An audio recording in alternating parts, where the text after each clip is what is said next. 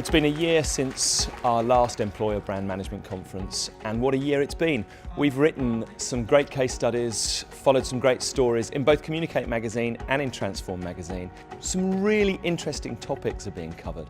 We've got diversity and inclusion. We've got a great session on the employer brand and the built environment. We're looking at multinational employer brands. Some really good case studies and a precursor to the deadline for the inaugural Employer Brand Management Awards. My job was to try and understand what's our offering, what do we do, how are we going to sell this to the people in the local market.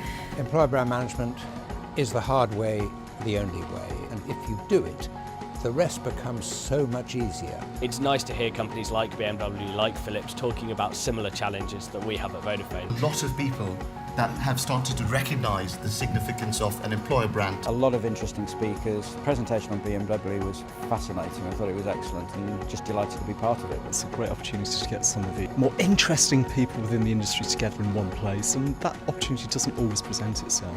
My phone goes off on holiday, I'm pretty knackered. I think some of the best presentations is when you get personal anecdotes, when you get CEOs saying what I've learnt, when you've got senior people saying this is how I've made a success, this is how I've made a difference. It's a really good platform for hearing a whole diverse range of stories and inspirational ways of dealing with some quite difficult and problematic situations. Finding that right balance between the human and the technology. The combination of efforts between HR, communications, branding and our employees ourselves, I think it's making that link ever more visible, which is actually going to make us be much more successful. I think the richness of the speakers that have been here, the networking opportunities we've had during the breaks has been outstanding. So I'd encourage any of my HR brand or comms colleagues to come along to such events.